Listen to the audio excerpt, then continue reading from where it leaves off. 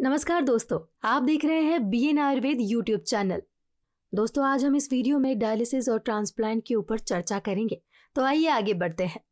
आज हम एक बहुत ही कॉमन और इम्पोर्टेंट क्वेश्चन पर चर्चा करना चाहते हैं कि लोगों का क्वेश्चन होता है, क्या डायलिसिस से लंबी और स्वस्थ आयु संभव है? क्योंकि जब भी ये डिसीजन लेने की बात आती है कि किसी की किडनी अब फेल हो गई है और जिंदगी को चलाने के लिए, सर्वाइवल के लिए डायलिसिस या ट्रांसप्लांट जरूरी है, तो ऐसे में सबसे पहला क्वेश्चन ये आता है कि दोनों की संभावनाएं क्या है, दोनों से कितनी लाइफ एक्सपेक्ट की जा सकती है।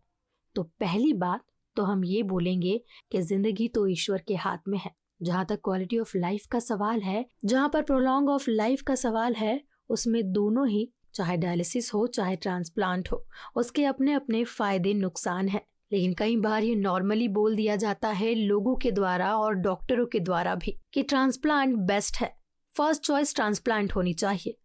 लेकिन हम लोग देखते हैं कि कई बार आप चाहकर भी ट्रांसप्लांट नहीं करा पाते।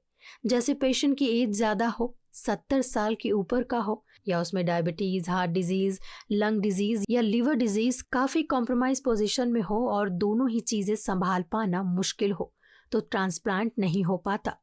डोनर की अवेलेबिलिटी ही ना हो, उसके यहाँ देश में बड़े कानून हो, या लिविंग डोनर जब तक फैमिली रिलेटेड नहीं है तब तक ये नहीं हो सकता, तो हमें अंत में डायलिसिस पर जाना पड़ता है। और ऐसे में ये क्वेश्चन फिर आता है कि डॉक्टर साहब, कितनी संभावनाएं हैं इस मरीज के लंबे चलने की या स्वस्थ चलने की, ये अपने काम कर सकते हैं या नहीं? अगर वो यंग है तो क्या उसकी फर्टिलिटी बनी रहेगी या नहीं? वो नॉर्मल ऑफिस वर्क या बिजनेस वर्क कर सकते हैं या नहीं? हमारा पर्सनल अनुभव और पूरी ही नेफ्रोलॉजी कमेटी का ये अनुभव है कि हजारों और लाखों पेशेंट इसमें सफलतापूर्वक डायलिसिस लंबे समय तक कर रहे हैं। यहाँ तक कि रिकॉर्ड हिस्ट्री में भी हमारे अपने पेशेंट 20 से 25 साल तक तो चल ही रहे हैं। लेकिन कुछ पेशेंट वर्ल्ड वाइड अगर हिस्ट्री आप देखें तो 40 से 45 साल तक लोग डायलिसिस करवा चुके हैं। और एक सेंस में तो 40 साल बाद ट्रांसप्लांट हुआ। वो व्यक्ति एक डॉक्टर खुद थे। अमेरिका में उस समय डायलिसिस की सुविधा बड़ी अच्छी नहीं थी। उन्होंने इंग्लैंड में जाकर डायलिसिस शुरू किया और 40 के बाद उनको ट्रांसप्लांट के लिए डोनर की संभावना मिली। और ये वर्ल्ड नेफ्रोलॉजी कॉन्फ्रेंस में उन्होंने खुद प्रेजेंटेशन दिया कि 55 साल बाद के डायग्नोसिस होने के 55 साल बाद भी वो स्वस्थ और समृद्ध रहे, कि इतने सालों बाद भी डायग्नोसिस होने के 55 साल बाद भी वो स्वस्थ और समृद्ध रहे। यदि आप भी इसी तरह हेल्थ के बारे में जानना चाहते हैं तो सब्सक्राइब करिए बीएन आयुर्वेदा और बेल आइकॉन दबाएं ताकि हर नए वीडियो का नोटिफिकेशन सबसे पहले आपको मिले।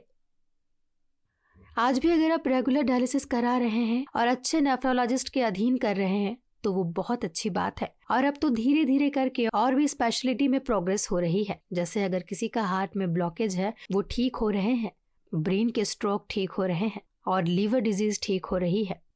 Combined liver, kidney and pancreas transplant हो रहे हैं। लंबे समय तक डायलिसिस करना बहुत ही संभव है और ये रियलिटी में हो रहा है तो एटलीस्ट 15 से 20 साल तो कहीं नहीं गया। लेकिन अगर कोई पेशेंट है जिसके पास सुविधाएं कम है और ट्रांसप्लांट की सुविधा नहीं है तो डेफिनेटली 30 से 40 साल का एक प्लान कर सकता है कि हम डायलिसिस करेंगे और अच्छी तरह जीवन जिएंगे। दूसरा पॉइंट ये है कि आज भी इंडिया जैसे देश में जहाँ ट्रांसप्लांट प्रोग्राम डेवलप नहीं है, डोनर की अवेलेबिलिटी लिविंग डोनर में बहुत बड़ी समस्या है। और ऐसे में ये इम्पोर्टेंट फैक्ट सबको जानना है कि 100 में से 90 लोग अभी भी डायलिसिस ही करा पाते हैं, ट्रांसप्लांट कई कारणों से नहीं करा पाते हैं। तो जब 100 में से 90 लोग हमारे डायलिसिस पर आते हैं तो एक क्वेश्चन बहुत लाजमी हो जाता है कि हमें अपने डायलिसिस सेंटर में सुधार की जरूरत है। हमें काइंडली स्पेशलिस्ट के नंबर और डायलिसिस टेक्नीशियंस के नंबर, मशीन की अवेलेबिलिटी और कॉस्ट इफेक्टिव को बढ़ाते जाना पड़ेगा। ये लोकली प्रोड्यूस करना पड़ेगा। रियाजा ट्यूबिंग और जो डायलिसिस से रिलेटेड चीजें हैं जैसे आरओ सिस्टम जिसमें कॉस्ट उसकी नीचे आ सके, हमें फॉरेन इंपोर्ट पर डिपेंड ना होना पड़े और धीरे धीरे कर हम इसकी क्वालिटी बढ़ा सकते हैं। अब बात रही कि हेल्थ मेजर को हमें जैसे बताया है कि ईयरली या क्वार्टरली इंटरवल पर हमें पेशेंट का मॉनिटरिंग करना है, उनके हार्ट, लिवर, लंग और ब्रेन को न्यूरोलॉजिकली उनको देखते रहना है, क्योंकि ये सब factor kidney being a systemic disease में ऑर्गन्स एवॉल्व होते हैं। इसीलिए जब तक सबको ठीक लेकर नहीं चलेंगे तो केवल डायलिसिस से काम नहीं चलने वाला है। डायलिसिस तो केवल एक इम्पोर्टेंट मेजर है, लेकिन हमें व्यक्ति को स्वस्थ रखना है। आशा करते हैं कि सारी जानकारी आपको जरूर लाभ करेगी। दोस्तों, अगर आपको कोई बीमारी है तो आप स्क्रीन पर दिए गए नंबर पर कॉल करके ऑनलाइन वीडियो कंसल्टेशन के माध्यम से बीएन आयुर्वेदिक संस्थान के अनुभवी डॉक्टरों से बात करके अपनी समस्या के हिसाब से घर बैठे दवा मंगवा सकते हैं। हमारे बीएन आयुर्वेदिक संस्थान के द्वारा सभी प्रकार की बीमारियों का सफल इलाज किया जाता है। दोस्तों, हमारी अगली वीडियो बहुत इंपॉर्टेंट होने वाली है। अगली वीडियो में हम जानेंगे ऐसे ही एक और इंटरेस्टिंग टॉपिक के बारे में। गुड बाय दोस्तों।